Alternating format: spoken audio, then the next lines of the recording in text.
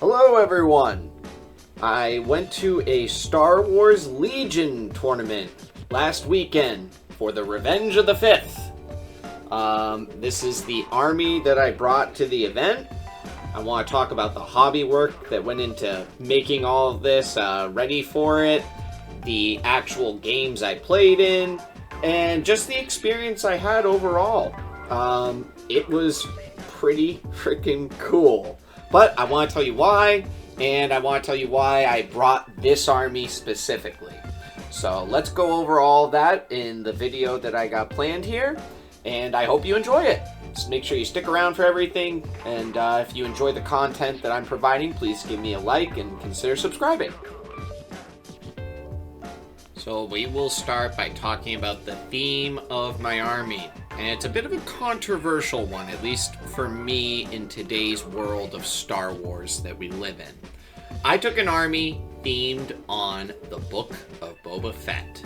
I felt like the TV show was a mixed bag of good ideas and terrible ones, and oddly a lot of plot points being introduced and dropped over the span of like one episode. But despite that, those good ideas that it did have make for a really cool themed list for Legion, which is what I basically built here. I took all the characters from the show and I built my units kind of themed around the people of the show, you could say. We have the Tusken Raiders, the militia of Mos Espa, even the Jawas have armed themselves and joined our ranks. Can't forget about the Gamorrean Guards, a little bit of a biker gang. I tried to squeeze in as many of the main characters as I could. I have Fennec leading my sniper strike team. Obviously, I have Boba Fett as like the semi-leader of this group. We have Black Chrysanthemum as well as a Chewie proxy. And yeah, the only one I really couldn't fit in was Mando or Din Djarin. He was a few too many points, and I also needed to like take underworld connections and basically just change too many things to incorporate it, so I had to make the cut there. I mean, even the bus that I took was technically in the show. When the little like free people of the like the farmstead show up for the final battle, they show up on like a little van thing like that. It's not the exact same model, but I figured it captures the spirit nonetheless. This army was pretty much all built and painted within the span of 3 or 4 days. I started the grind literally up until the day of the tournament, trying to make sure all this stuff was ready for it, and I think it was worth it. Everyone seemed to really like the army that I brought and thought the theme of it all was really, really fun, and I was glad to have it so well received. Because, yeah, it was quite a bit of work. A couple of the characters I did have already painted beforehand. Even the bus I had, for the most part, finished, but almost all of those units and, like, all the little Jawas, the Tuskens, even the Gamorreans themselves, like, I seriously started those 3 or 4 days before this tournament and wanted to get it all finished, and I think it was at a more than tabletop worthy standard, and I was really proud of that. I didn't do the best job documenting the whole process, but my sense of validation for everything is this little screenshot here on my phone where you can see I didn't even have this little Jawa gun team based on Friday, and like I said, the tournament was on Sunday, so this was like 2 days before. I already started doing like detail work, it looks like, at this point, so I want to say on Thursday and maybe a bit of Wednesday. Maybe I spent 5 days, I was wrong. But yeah, Wednesday, Thursday, I just got like all the base colors done on all the miniatures, got everything assembled, and there were a couple of last minute assembly jobs I was doing as I was going. I remember one of the speeder bikes was a pain in the butt and basically got done at the very, very last minute. Again though, all worth it, and it wasn't too stressful a paint job situation. I think I had just the right amount to tackle in terms of miniature count for the days that I had allotted. And that's another thing that I really like about Star Wars Legion. I was talking to one of my buddies about it afterwards. It has this really charming model count, at least for me, when it comes to making your 800-point army. It can get up there in terms of body count if you're playing like CIS and doing like a huge B1 battle droid spam list, but for the most part, like, it is always like kind of around like this 20, 30 model count, maybe going up to 40, but depends like how many centerpieces you kind of want in your army, like, you know, like the vehicle that I've been talking about or the characters. So those can definitely take up a bit of those bigger point chunks. And yeah, I really like that from a hobby standpoint. It's a very approachable game, I feel like, for people that aren't used to painting giant Warhammer fantasy armies and, with body counts in the hundreds. Anyways, I wanted to talk about the actual list now, and a reason that I wanted to start by talking about the hobby side of everything is because it kind of informs the list side of things, if you couldn't tell already. I didn't necessarily bring the most competitive tournament list, the best of the best stuff for Star Wars Legion that's going to have ultimate synergy together. Instead, what I did was I took a list that was themed around all the characters that you would see in the TV show. So I think it was just kind of important to establish that beforehand. But having said all of that, I still think I built something pretty competent and, I actually posed something of a threat on most of the tables that I went on. So obviously when it came to list construction, as I've already said a few times here, probably the first thing I wanted to do was try to hit all of the themed units that are in the show and have them in the list. So I knew I needed my biker gang, I needed that big transport truck, I wanted Gamorrean guards, which in my mind are a perfect proxy for Wookiee warriors. I wanted Boba Fett, I wanted Chris Sanston, I wanted Fennec. So, this kind of started my foundation, you could say, for the list. And I looked at that and I was like, okay, I think without upgrades it came out to 600-ish, maybe 700 points.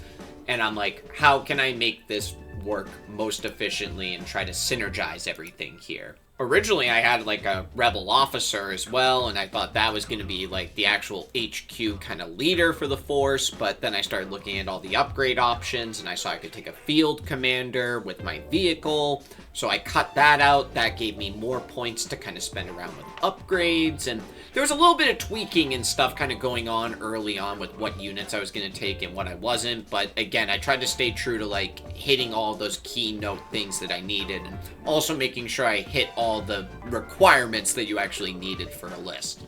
Since we didn't have that rebel officer, I decided to cut that. I didn't have a ton of inspiring units, you could say, amongst my ranks here.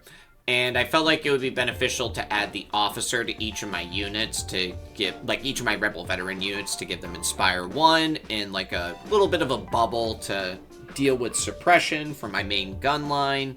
And I also picked one of the cards that seems a little bit weird as to why I would pick it. It gives it to 2 heavies or 2 support vehicles, but I only have one that could actually receive the order.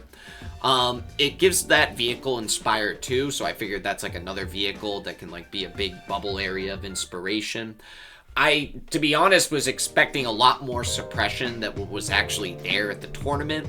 Only one of the 3 lists I went up against had a heavy amount of suppression. And yeah, this is just something I kind of learned going into it.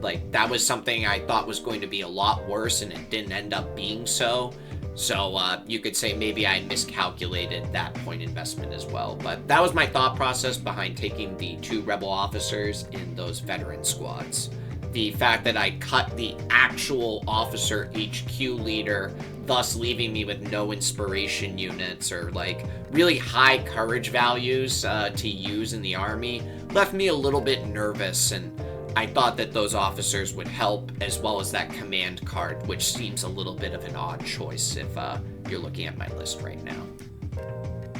And once I kind of had everything together, I saw 2 elements to my list. I had these rebel veterans, I had the medium blaster team, and they had this coordinated capability of getting orders together and making something of a firing line. And Boba Fett, with his old man status, has the independent standby keyword and sentinel built in, and he's good in close combat, but he's actually pretty good supporting that gun line. And additionally, he has order cards that can kind of synergize with that as well. He has the rule of respect, and even the simple man isn't that bad because it gives him a bonus, and it gives another unit priority activation that he can choose, or he can use it for himself. So I saw that as my gun line, and then I saw the AA5 speeder truck with the swoop bikes and the Gamorrean guards loaded on that as my kind of offensive push unit. Chrysanthemum could be used as like a support for the gun line. He can absorb additional wounds, and once the assault kind of begins with my vanguard units, like the swoop bikes and the AA5, he can advance forward and kind of join in that melee. And Boba Fett will want to do that too, because like I said, he's pretty good in melee, so like having them both kind of move up together to join in that while the gun line creeps forward, I figured in the back wouldn't be too bad an idea. And yeah, I could kind of just see like, all right, we can make some little synergy plays here in that regard. And, you know, I will say at the end of the day, looking at this list in hindsight, maybe it would have been a bit better to have focused on one of those aspects entirely, either that full offensive push or that kind of more gunline focused aspect of the list. But I decided to hit a bit of a middle ground, and it honestly didn't do too bad. But yeah, in hindsight and redoing this list, that's something that I will say I'm going to be considering in the future if I do run this again. Like if I do take a gun line, I don't necessarily need to change the list that much. Like the bus could still be useful in the gun line. I was actually talking to a couple of the players I was up against in the tournament.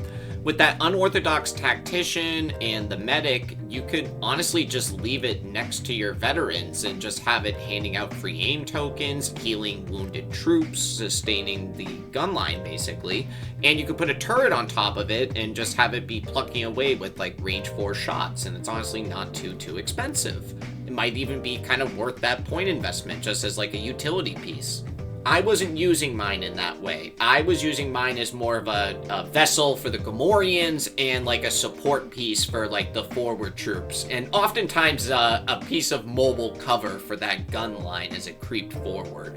When it came to the command deck, I tried to be a little bit more aggressive in terms of the objectives and scenarios and deployment that I picked. You know, you're not going to get these all the time. I'm also at 800 points, which means I have like a 0-point bid for being the priority player. So, you know, I'm not really expecting to get any of these, but in the off chance I do, maybe I'll be able to throw my opponent off with some of these aggressive tactics. So that's going to cover the list and most of my thought process behind constructing everything here. Let's move on to the actual tournament itself. I think we had 20 or more players. We also had 10 tables set up at the store. And yeah, it's been a while since I played in like a larger event like this. So I was pretty excited when I saw all the tables. I didn't get a chance to take photos of all of them, but I'm going to show you some of the ones I managed to snag photos of before the actual battles started happening. And I wanted to get there even earlier, but even when I got there, I got sidetracked talking to some of the people there, and yeah, just didn't end up documenting as much as I should have, but I still have a lot to show here, and I think you'll think some of these tables are pretty cool as well. We got an Endor themed table, Geonosian table, Tatooine, like some urban streets, like a Sith temple kind of thing going on. There was a Hoth table, which unfortunately I didn't get a photo of. I'm going to be going through the group photos in a little bit and see if I can steal someone's photo and put it in here. But yeah, I mean, like, again, all these tables, really cool. A lot of them have a great Star Wars theme going on. At the very least, they just got a cool sci-fi theme going on. And yeah, I was just so enthralled with what I saw here. Not to say, like, you know, when I do my battle reports and stuff here, we don't have cool terrain, but I definitely felt like this was a bit of a step up. So something I was saying to most of the people I went up against at the tournament here, and I'll iterate to you all, is I am not really much of a Legion tactician, you could say.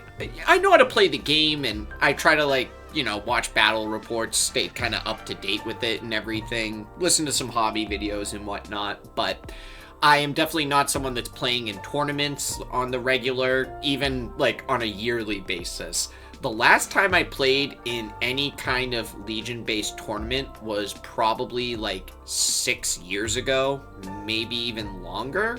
And I mean, I told people, I was like, yeah, when I played in a Legion event, it was with snipers that had infinite range and Death Troopers had just come out. And also that Legion event I played in, I want to say like we had 8, maybe 10 players. It was like half this player count.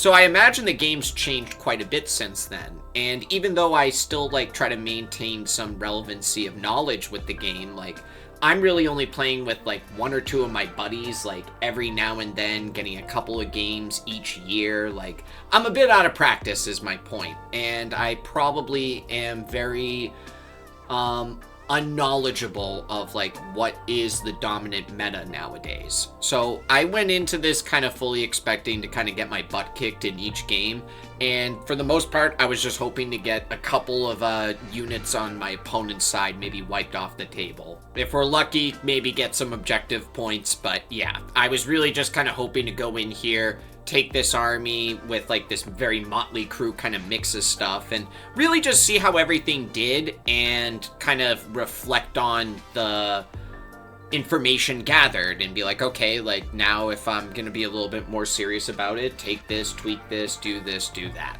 I also know just from my past days playing at this specific place that a lot of the players that I used to play with back when like the events were 8 or 10 players are still here, and I think some of them have like gone on to play in like Nova tournaments and like all kinds of like higher up Legion events. So like yeah, we actually have like some pretty experienced players here, which, yeah, you could say it's intimidating, but I looked at it as like, okay, this is going to be a good chance to see what does work and what doesn't work, and, you know, build off of that more than anything was my hope and dreams of going into this event, and just have a good time, roll a bunch of dice, and shoot a bunch of lasers across the battlefield at each other. And, well, you could say that that was going to be my experience probably on this first game, because when I was going into it, like, the referee guy basically told me, like, oh, you're going up against a pretty rough list here.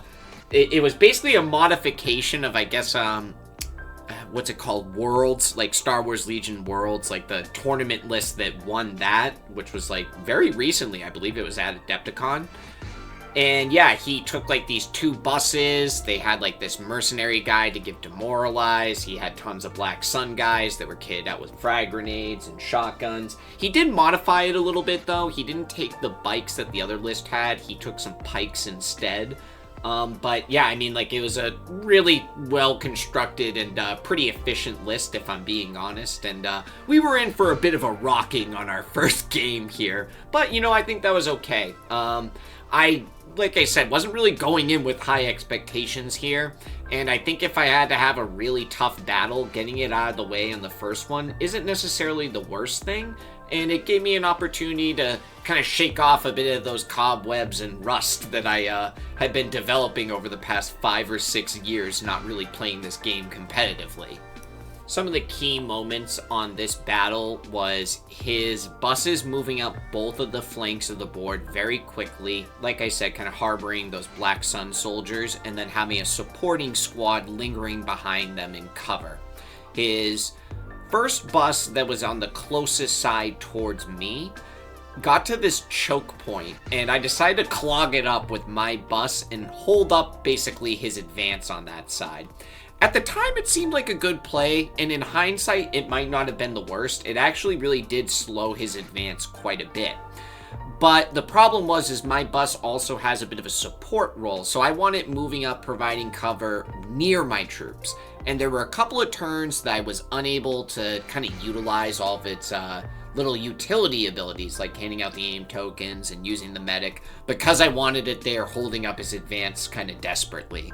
He actually did blow it up after like 2 turns, I want to say, of just like throwing frag grenades into the side of it and just Black Sun squads lighting it up constantly. Unfortunately, I had another misplay. I moved my swoop bikes up too quickly during this game, and I thought that they were going to be out of the danger range of those Black Sun, but they move up quick with that van, and they managed to disembark and pretty much eliminate that unit, I want to say by like the end of turn 2. And yeah, being down that activation isn't the greatest, but it wasn't really the worst thing, and it did lure one of his Black Sun squads out into the middle objective area. And when my van was moving up, I decided it was worth having the Gamorreans bust out and charge into close combat with those Black Sun. This is where I learned that the Black Sun actually do have a pretty good melee roll. I think they have like a red dice or something. And yeah, it was not the best results at first. I actually was losing the battle at first, but I used the van to heal one of the Gamorreans back, and I had Boba Fett kind of lay some suppressive fire, make a steady advance towards the Gamorreans, and once he joined into the combat, we completely finished them off. But at that stage, I had already lost a couple of activations from his other van and Black Sun unit, so... yeah, it's like I had already like eliminated maybe 1 or 2 units at this stage, but I think I was down 4. Once his Black Sun units were able to close in with my Rebel veterans, they pretty much deleted them in one volley. I mean, if I was lucky, maybe I had 1 or 2 survivors left after the volley. It was that brutal. I remember after the melee brawl with Boba Fett and the Gamorreans versus the Black Sun kind of concluded, they were left in the middle of a no-man's zone, kind of surrounded by all these Syndicate thugs, and they pretty much just blitzed towards the closest unit they could and engaged them in close combat. It's at this stage I might have killed one of his Pike squads. I'm really not sure. I might have only just killed a couple of them and not wiped the squad out. But that was basically like kind of my last plays here. I started charging towards the Pikes, engaging them in close combat. I did manage to also chip down one of his buses to half health. But the Black Sun squad that disembarked near it, it seemed like the better target at the time, and I don't know, I'm looking back on this game, and because he had that medic on board, healing them, and also giving demoralized suppression tokens out, I don't know, I might have been better off just finishing that van off since I got it to half health earlier in the game, instead of focusing fire on the Black Sun squad, because they kept getting surge tokens, and like I said, they kept getting healed like one guy, and I don't know if I scored like 2 of his Black Sun units. I really only think I scored maybe 1 of them and like 1 of his Pike squads or something. And by the end of this too, I had like maybe 2 or 3 activations left. I had 1 sole survivor, I think, of my Rebel squads. I had a Mach 2 gun. I had my strike team with Fennec. And I might have had Boba Fett at this point, but I want to say even he got eliminated in one of the melee combats, because... yeah, I mean, like, he was going on and on. He was getting shot at by Black Sun, then he was getting fought in, like, a melee combat with the Black Sun, and then he moved on to the Pike squad, so I have a feeling he might have even gotten eliminated. But I would say he was probably my MVP for this first battle, and my Gamorreans might be the runner-up, or the actual MVPs, I'm not sure. They both did pretty good this game. Even though I would say pretty much the rest of my army got its absolute butt kicked. And yeah, it was a bit of a decisive defeat, you could say, for me on my first game. But again, I don't think that was the worst case. I think if it was gonna happen, it was better now, and I got to relearn kind of all the mechanics and everything of how the game works, and also see how people are playing nowadays. I remember kind of noting some of the new habits that people had about like positioning their units and what orders of activations, and just like kind of the way that like people like to synergize their lists nowadays. And this was a great list to see all of that come into effect. Moving on to my second battle, you could say I had to deal with another sort of mechanized menace in a double ATST shore trooper list. He had 2 shore troopers with the mortar teams. He had General Veers to hand out aim tokens to everyone. He had a snow trooper squad with, I think it's called Del Mico. He's like a sniper guy from Inferno Squad attached to there. He has the repair ability as well, just in case his ATSTs get messed up during the battle. And yeah, I think that was pretty much all of his list. It was definitely on the lighter side of activations, but what do you expect when you bring 2 ATSTs to the battle? And you guys already know what I'm bringing here. We had a long march scenario, and we also had breakthrough and supply drop, which I'm a big fan of. I love supply drop. I mentioned this in my prior Legion Battle report, if any of you watched it. And yeah, I managed to snag up all kinds of good little goodies during this game. I also think I had a sneaky advantage with breakthrough. My opponent has much less activations that can actually score on this objective than I do. And yeah, those ATSTs are pretty imposing and can definitely even out that activation indifference between us. But I don't think it's going to be that hard to eliminate his scoring units and maybe get a couple of mine able to hustle over to the scoring zone before the game ends. So that's kind of what my game plan was, and I will just mention some of the key moments during this battle. My bus is going to move up as quick as it can. I wanted to disembark the Gamorreans and basically have them charge the shore troopers as quick as I could. The problem is, as I'm doing that, my opponent plays the pin down card, and what it does is it makes me have to shuffle my order activation back into the pool if it's face up, and he attacks my unit before it activates. I remember I played a 2 pip card during this turn as well, and we rolled the dice, and my opponent happened to get priority. He shot my bus, which had my order token up, and he flipped it down, and it pretty much denied my ability to do this blitz during this turn.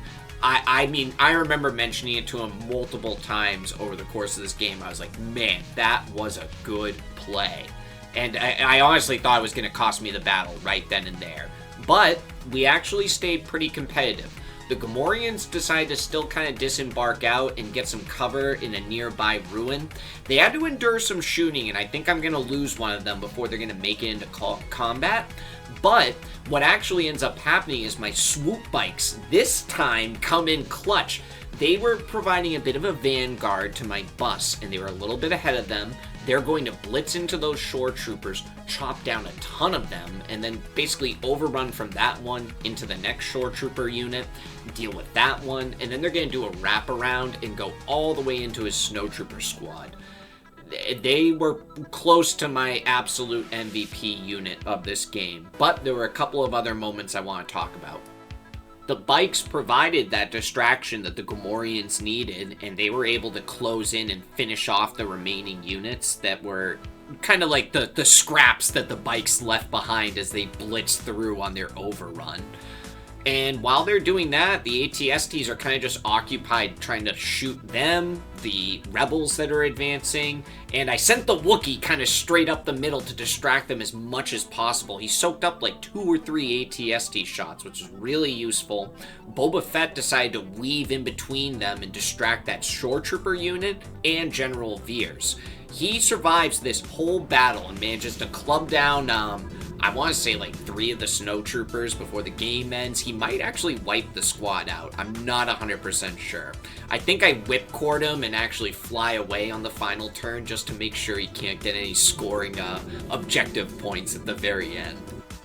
My Rebel veterans and my Mach 2 guns are really not doing much shooting during this game. They pretty much spend the entire battle just sneaking through ruins and whatever cover they can find and trying to make it into the score zone. Almost all of them are gunned down by ATST fire, though. And my squad that's led by Hondo is the only one that makes it to the very end of the board. They had some back-to-healing tanks that they scavenged up off the supply drops, and I remember I used those to just sustain their numbers and make sure they were at full health near the very end there. And my opponent tried to do out any possibility of, like, can I mortar these guys? Can I do a double move and then set myself up for the following turn to try to eliminate them, but they were too dug in and he couldn't eliminate them on the final turn, and because I had a unit in the scoring zone and he was unable to do so, I actually managed to pull a victory on my second game, but it was a costly one, and I would say I lost 3/4 of my army in the process of doing so. I think I had that Rebel squad at full health at the very end, Boba Fett, and maybe, like, I don't know, a unit leader or something still remaining in a random squad, if I'm lucky. Like, seriously, I think I had 2 activations left at the end there. If you were playing Total War games, this would be what the victory screen at the end would call a Pyrrhic victory, I would say. Quite literally the definition of it. I had such little remaining here. But, again, we managed to do it. I was surprised. Moving on to my final battle, I was up against the Empire. Double Bounty Hunter Imperial Gun Line is the best way I could describe this list. He had 2 Stormtrooper squads with, they're not called DLTs. They are a 4 white dice critical 2 gun, I believe. It's a little bit of a newer release. It was before I kind of started playing the game. Apologies on not knowing the weapon off the top of my head. He had 2 squads with those. He had an Imperial officer. He had 2 Shore Trooper squads with mortars. They also had their special weapons as well. And he had IG-88 and he had Boba Fett. So we had old man Boba Fett fighting his younger self during this game, which was a bit funny. We had a long march deployment style, I believe, for this game. And we also had the same objective that I had on my first battle, which is intercept the transmission. Basically, there's going to be like kind of these evenly set up objective tokens in the middle of the battlefield, and you score those on even turns. We also had supply drop again for our final battle. I will say the supplies wasn't quite as useful for me on this third battle as it was on the prior one, but it was still a fun objective and I liked having it, and it did come into play a few times. So some key moments during this battle. I had my swoop bikes blitz up the side of the board as quick as possible and eliminate one of his strike teams. But in response, he pretty much focus fired the unit down and eliminated him on the first turn, I want to say. I do think it actually held him back a little bit and slowed down his advance towards those central objectives, which I was actually planning on being pretty aggressive about. These, a little bit more populated, you could say, city-urban areas that we're fighting in for this battle were pretty convenient for my bus. I was able to make it a pretty tight choke point with it and basically deny him access moving through certain areas with it. It was basically like a mobile gatehouse. It was really, really cool. And once I did that, I could unpack the Gamorreans. The Gamorreans blitzed Boba Fett on the second or third turn. My opponent really just happened to get super unlucky with his rolls here. He rolled 5 or 6 red dice, and I think he only passed 1 save out of all of them. It was just genuinely that bad luck. But I was able to eliminate his Boba Fett pretty early on, and those Gamorreans are going to move on and eliminate IG-88 later in this battle. But his IG-88 actually did really good. I think he eliminated my old man Boba Fett after a couple of turns of firing back and forth. I remember his mortars were also able to sneak through some lucky critical dice on some of my units and my Mach 2 guns. They didn't eliminate any of my units, but they were getting good chip damage in throughout the game. They were doing much more than just laying suppression tokens. The actual Shore Trooper units, I wasn't really too impressed with them during this game. I think it's because by the time they got vantage points on my units, like they had to move around so many of the buildings and stuff and get like clear shots, by that time I was in within like range 3 of them. And yeah, you know, they have a decent firing pool, but I'd say their advantage is at range 4. And because I was at range 3, I get my Mach 2 gun, and then I get like my whole squad's dice pool, and it actually seemed like it was a little bit more favorable for me in those situations. Where I would say his core actually excelled was with his stormtroopers. And I don't know if that's because they were further back dealing with my bikes earlier on, but I just noticed that like when we were doing like kind of range exchange through the alleyways, that the Stormtrooper dice pool seemed to be a little bit more favorable than that of the Shore Troopers. My Rebel Veteran squads and my Mach 2 guns, this might have been the game that they shined most. Just exchanging fire with those Shore Troopers, managing to slow and steadily advance behind the cover of the van and creep out and take shots at those stormtroopers through the corners. Like, they were doing really, really good. And whenever they were taking wounds, I was using my medic to heal them back up. Like, they were just on the objective the whole game. Same with the Mach 2s. They were within range of, like, enemy units pretty early on. I got them in good positions behind relative cover. So they were pretty close to my MVPs. The Gamorreans are definitely going to take it because of eliminating both the bounty hunters in my opponent's list. But I should also give Mr. Chrysanthemum a MVP award because he managed to gun down a couple of the Shore Troopers during his advance and then close in with either a Shore Trooper or Stormtrooper squad that was trying to snake through the side of my van as it was going forward. He just charged into there and pretty much tore them apart.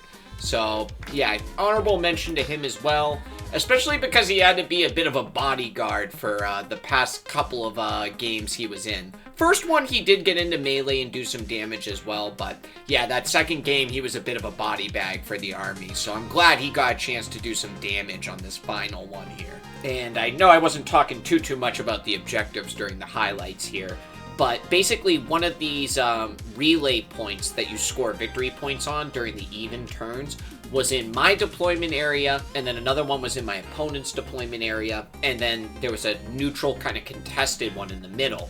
And because my van and all my units were just occupying that area, it was pretty much uncontested, and I was getting control of that for majority of the game. And that was enough to give me victory points over my opponent and claim another victory, surprisingly, in my third battle here for the tournament. And yeah, 2 out of 3, I'm definitely not upset about that, especially considering what I went up against in that first game. This is all my little post-game stats here. You'll have to forgive me, I don't know all the little acronyms here. I know the first ones are your win, loss, and draws. Then it goes EPS, then SOS, then points defeated, which is obvious enough, and victory points at the very end. So they are all the raw numbers for the stat nerds. I feel like it was a pretty good spread. You can't be upset with seeing literally all the factions in the game other than like the battle forces in the top 5 results. I feel like that speaks pretty well for the game of Star Wars Legion, at least for its state of balance in the year of 2024. Before I go into my post-tournament analysis, I just want to mention we actually got a ton of awesome prizes for this event.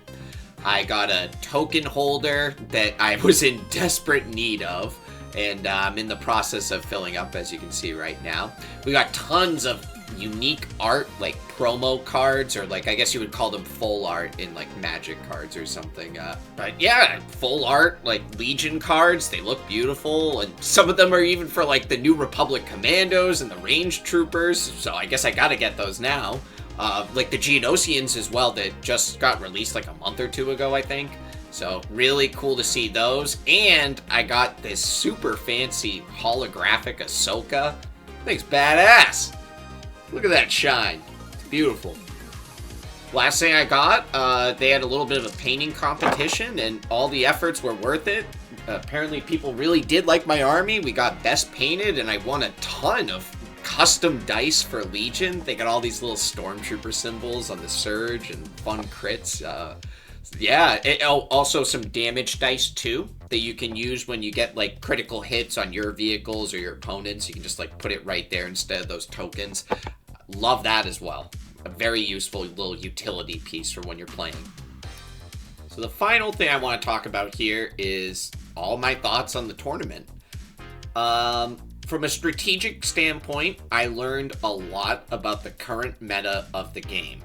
I think big dice pools and lots of tokens seem to be the preferred methods of list construction nowadays. Versus when I used to be playing, I remember there was a big emphasis on activation spam and having way more units than your opponent and basically using that to enable objective control. So that seems to be a bit of a change up nowadays. People don't necessarily care as much about that, but I was told it does depend what faction you play. Typically, the mindset that I just mentioned is very common with Republic players and Empire players. Again, this is what I was told just like with the people at the event. But Rebels and CIS players, they do tend to still have higher activation counts. Somewhere in like the 9 to 11 range, give or take. I was surprised to see a lot of units that, at least when I was playing, and, kind of on and off playing throughout the years, a lot of units that were considered very overpowered or the best of the best for certain armies didn't really seem that bad when I went up against them. I know a lot of people think shore troopers are the best of the best for the Empire in terms of like their core options. But both times I went up against them, I wasn't too intimidated by their presence. I also thought the Black Sun seemed stronger than the Pikes. And I know like at least a couple of years ago, or maybe this is like when Shadow Collective first came out. Again, not really sure, but I know people thought pikes were really powerful and they had to get like their points increased and a little bit of a nerf. But yeah, I am only basing this off of one recent match in that tournament. I have, played against them a few times with my buddies, but I don't have a ton of information to go off of on that. I'm just giving my initial impression playing against them. It seemed like the Black Sun were a lot stronger of a unit choice, and I'm sure they're more expensive. They seemed a lot more elite, but yeah, I was a lot more impressed with them during the match I played. So my post-tournament advice for you all would be, if you're a player like myself that has all of their objective tokens painted up looking all fancy, make sure you bring them. I don't know why I didn't remember this until I literally got to the store and I was like, oh yeah, I have like all my barricades fully painted up and little supply tokens and this and that. Wasn't actually a huge deal. There were tons of people there that were like, hey Cam, if you need this or that, like let me know, I got extra, and everyone was really accommodating for it. But yeah, I wish I remembered that, because like I said, I had really nice looking tokens and it would have been cool to actually have them on the battlefield. But not to say my opponents actually didn't have good ones. One of the guys like had little magnetized supply drop tokens, and those were really, really cool. Something else I would recommend to you all is it's very important to be on top of all the key words and abilities that you have for your army. It always kind of stinks when you activate a unit and it does its thing, and then like another unit or two pass afterwards, and you're like, oh, I forgot like to inspire that suppression off of my unit, or your unit's getting shot at and you roll all the defense dice for it and you lose a bunch of guys, and then you realize, oh, I could have guardianed half of those dice onto my full health Wookiee right next to my unit. And that's not like on your opponent, that's on you. You got to remember these things, and you can, like, that's a great situation to present, because it's like, oh, well, like, it's easy to say you should have guardianed those off because you, like, failed all the dice or something like that, right? Hindsight. And, like, I can't redo that afterwards. That's not fair at all for my opponent, and, like, not fair for me to do that as well either. So just be on top of your keywords and practice your list and make sure you know how everything works and all the little synergies that need to occur when your units are activating and when it's your turn, and also when it's your opponent's turn and they're interacting with your units. Also, people are always saying stay hydrated. It's no joke. I only brought one water bottle to this event and I drank the whole thing way too quickly. I should have brought two. And I also told myself, I'll just wait for the lunch break. I don't need to bring a snack. But I wish I did, because I got a work call right before the lunch break was about to happen. And yeah, by the time that all concluded, I was like, oh, you could spend 5 minutes trying to run to some kind of restaurant and praying that they get your order done, or just go inside and, I don't know, plan out your next game a little bit better. And I decided to do that instead. So, yep, definitely helps to bring a snack in case a worst case scenario like a work call comes into play like that, or, whatever life situation gets thrown at you last minute right before lunch. At the very least, try to have a good breakfast before you go out to any of these big events. I think that'll kind of keep you in the safe zone, which I managed to do, if you don't happen to have a snack or a lunch plan ready and able. Also, try to get there early. I got to my event 15-20 minutes before everything kicked off, and honestly it wasn't enough time. I already mentioned I got a little sidetracked just talking to some of the players before the event kicked off. I wish I got there like 30 minutes early, maybe even an hour before everything kicked off. If you have the ability to, like the store's going to be open then.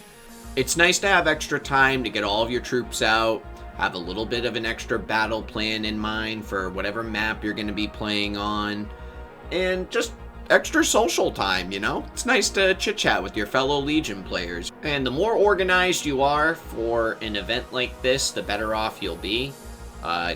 Extending to like all kind of little facets of the game, like just having your tokens ready enabled, objective cards, your army like ready to be transported from one table to another. All that stuff will just help expedite the process of the battle you're going to do and just ease the stress of getting everything going and making sure everything's running on an appropriate schedule for whatever event you're playing in. And some personal thoughts on each of the games that I played. While they were all a lot of fun and I enjoyed playing against each of my opponents, like seriously, I had great games with every single person I played against in this event. I gotta say the second battle was actually the funnest of them all. Maybe it was because how close it was for either of us taking the win during that final turn. Like, all I had was one Rebel squad left, and he's got 2 ATSTs. You know, if he's close enough, I'm sure he could have just wiped him off the board. But he wasn't able to, and it was really close, and I don't know, a great person to play against. We had a lot of fun banter back and forth. Again, not to say I didn't have good banter with all of the other people that I was playing against or just chatting with during this event, but that second game was really special. I had a lot of fun. The third one, I also just want to mention that even though I got like the best painted thing, that third army that I went against, I wish I took better photos of it, because he actually did an amazing job with his paint jobs, in my opinion. Everything was really clean on his like stormtroopers, the shore troopers, the bounty hunters looked great. I liked all of his basing work as well. He was actually the player that I mentioned had the magnetized supply drop little tokens. A couple of them like just looked perfect. Great paint jobs, awesome like little utility to all his minis. If I had to give best paint to someone, I would have given it to him, because again, just a really nice looking army. And the final thing I want to say is the first game I played against the Shadow Collective was, even though I had a learning experience, I actually did have a lot of fun with it. And for anyone who's been like following the channel for a little bit, you'll know I'm a big Warhammer player, and it was actually really funny to play against this person because he was an OG, like 2004, I want to say was what he was giving me for a date, like Bretonnian player. And I was like, oh, that's awesome. And I started that army like a couple years after that. I want to say like 2006 or something like that's when I started collecting my Bretonnians. But yeah, I was like, dude, that's great. And we actually played in the same store way back in the day for the Nemesis Crown campaign that Games Workshop used to run. And, you know, obviously we didn't remember this or anything, but we must have played with each other during the Nemesis Crown campaign at the same Games Workshop, and I thought that was really, really cool. And he's playing Bretonnians in Old World right now as well. He's got a pile of shame. He was telling me that he's got to still paint up for it, and I can relate to that. I still have a ton to paint up as well, and that was honestly just like a fun little curveball to get thrown on my first game. I was like, oh, nice, a fellow Warhammer player, and he's a Bretonnian, so that was pretty cool. I don't think I have much else to say, though. Those are just some of my last little highlights that I wanted to mention during the matches I played in. And the host of the event just did a fantastic job getting those tables set up, bringing all the terrain, answering everyone's questions, kind of being like the referee and everything, too. And I was just overwhelmed with joy after playing this event. I seriously told them, like, next one they're having, I'm going to be there. And hopefully I'll be able to document everything and do another little post-tournament battle report like this for everyone. Probably won't be as engrossed as this. I thought I would do a nice detailed one this time around, because it's, like I said, it's been like 5, maybe 6 years or something since I played like Legion seriously at a store like this. So that was very, very cool, and I am seriously looking forward to the next one. Anyways, this video has gone on long enough. Thank you for watching if you did all the way to the end. I hope you have a great day, and I'll see you all later. Bye-bye.